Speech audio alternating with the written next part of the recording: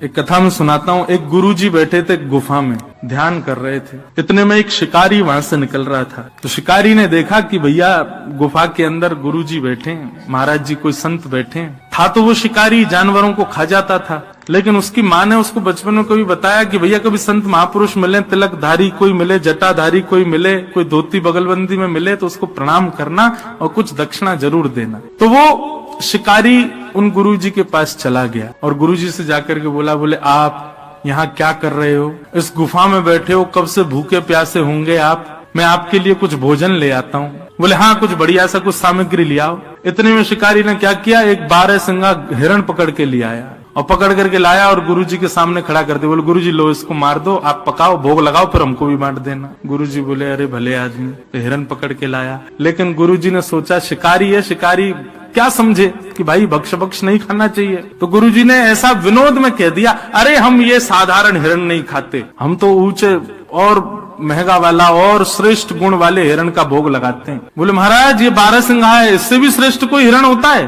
बोले हाँ। बोले जरा बताइए तो, आप जो हिरण बोलेंगे मैं वही पकड़ के लाऊंगा अब तो। बोले अरे उस हिरण को पकड़ने के लिए तो पूरा संसार भाग रहा, कोई नहीं पकड़ पाए। बोले नहीं नहीं, मुझसे बड़ा शिकारी नहीं है जंगल में कोई, आप आज्ञा करिए, वो जैसा होगा जहां होगा पकड़ के लाऊंगा मैं उसको।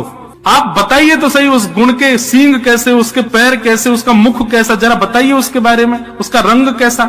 संत विनोद में ही बोलने लगे, बरहा पीडम नटवर वपु कर्णयो कर्णकारम विभ्रदवासः कनक कपिसम वैजयंतीं च माला रंध्रान वेणु अधर सुधया पूरयन् गोप वृंदै वृंदारण्यम स्वपद रमणम प्राविशद गीत कीर्ति।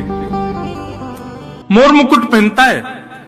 शिकारी बोला हिरण मोर मुकुट पहनता है? बोला हाँ। और कर्णयो कर्णकारम, उसके कान 2 हैं लेकिन कुंडल एक ही पहनता है। और कभी वो इस कान में पहन लेता है, कभी निकाल के इस कान में पहनता है। हमारे नाना जी इतना सुंदर वर्णन करते थे, बोले ठाकुर जी कुंडल कैसे पहनते हैं? तो जैसे ये पुष्प है ना, जैसे आप कभी ग्वारियाओं को देखोगे तो वो क्या करते हैं, इधर लगा लेते हैं ऐसे, इसको कर्ण फूल कहते हैं। यहाँ ऐसे धारण कर लेंगे, अगर लंबा हो पीछे से।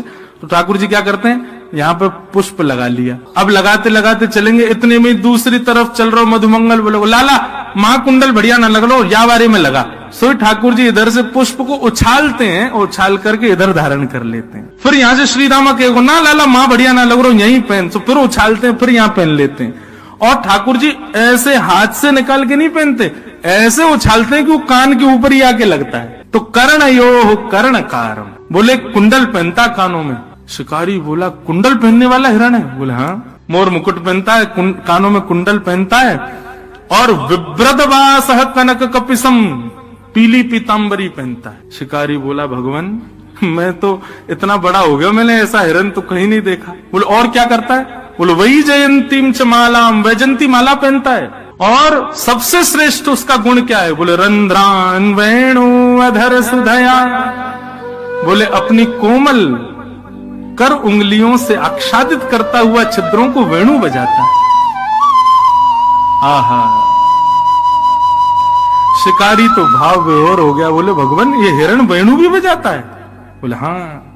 रंध्रान वेणु वदर सुदया पूरयन गोप वृंदई वृंदारण्यम स्वपदर्मणम प्राविशद गीत कीर्ति। एक मतवाली सी चाल चलता है, टेढ़ी चाल चलता है, एक पैर के आगे दूसरा पैर नहीं रखता, तिरछा चलता है, ऐसी बांकी अदा में रहता है। हम तो इस हिरण के उपासी हैं, ये मिलेगा तो इसका भोग लगाएंगे। शिकारी ने कहा गुरुजी मैं आपको वचन दे के जाता हूँ, जब तक ये हिरण मुझको नहीं मिल जाएगा मैं भी भूखा रहूंगा। अब तो इसी हिरण को पकड़ के लाऊंगा, पहले आप भोग लगाना, फिर उसी का प्रसाद मुझको दे देना। अब गुरुजी तो अपने ध्यान में चले गए, बोले ठीक है जाओ जाओ जाओ अपना शिकार करो। लेकिन वो शिकारी तो बड़ा सीरियस हो गया, वो तो निकल गया। महाराज एक एक गुण लिख लिया था, अब वो ढूंढ रहा है। अब देखो गुरु की आज्ञा मान करके और वो सब गुण दे करके शिकारी भली शिकार की भावना से जा रहा है, लेकिन चिंतन तो ठाकुर जी का कर रहा है ना। सामने हिरण आ जाते हैं तो सोचता नहीं ये नहीं है, मोर मुकुट वाला होगा, ऐसा होगा।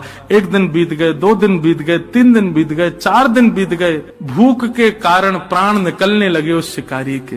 लेकिन सोचने लगा मेरे गुरुजी भी तो भूखे बैठे हैं, जब वो भूख सहन कर रहे हैं तो मैं क्यों नहीं करूं, अब तो इसी हिरण को पकड़ के ले जाऊंगा। इतनी व्याकुलता उसके तन में आ गई, शिथिल हो गया, गिरने लगा, ऐसी स्थिति आ गई। लेकिन सामान्य हिरण का शिकार नहीं कर रहा था। ठाकुर जी को उसका ये भाव प्रिय लग गया और इतने में ही सघन कुंज में से पीताम्बरी पहने, बाकी अदा से मोर मुकुट धारण किए, एक कुंडल गले में वैजंती माला, पीताम्बरी आच्छादित है, सुंदर अधर पर वेणु धारण करके बाकी अदा से चलते हुए श्याम सुंदर जैसे सन्मुख आए उस शिकारी के। ठाकुर जी के रूप माधुरी को देख करके एक एक अंग को जब उसने देखा तो उसको याद आया गुरुजी ने जो बताया था, ये तो बिल्कुल वैसा ही है। मोर मुकुट पहने, गले में वैजंती माला है, वेणु बजा रहा है, तिरछी चाल चल रहा है, पीताम्बरी पहनी है, गले कान में एक कुंडल है। तुरंत अपना जाला उठाया जिससे हिरण को पकड़ता था।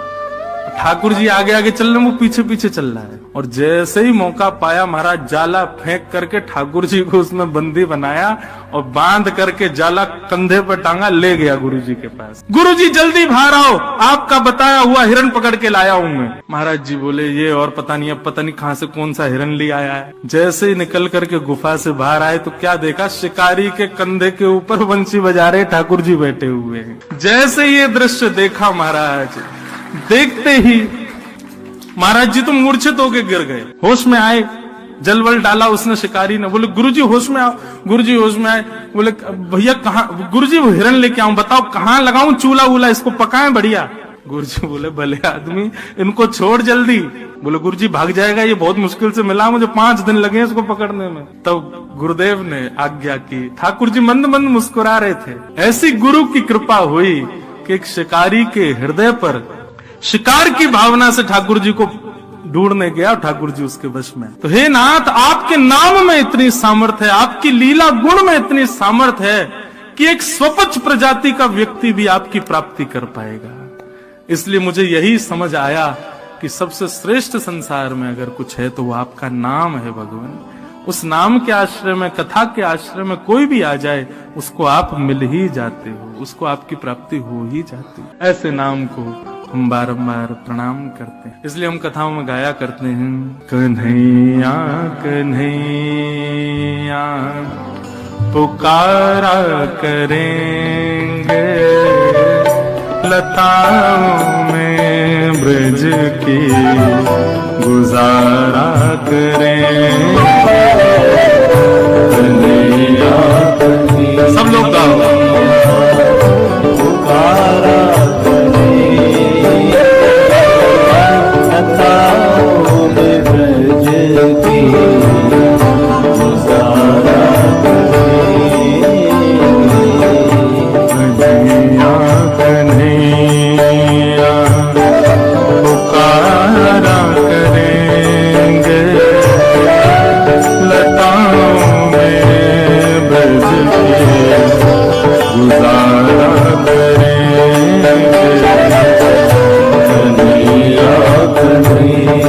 जो मेरा सच्चा भक्त है वह मुझको लाइक सब्सक्राइब करेगा, जो मेरे सच्चा भक्त नहीं हो वह वीडियो ऊपर कर देगा।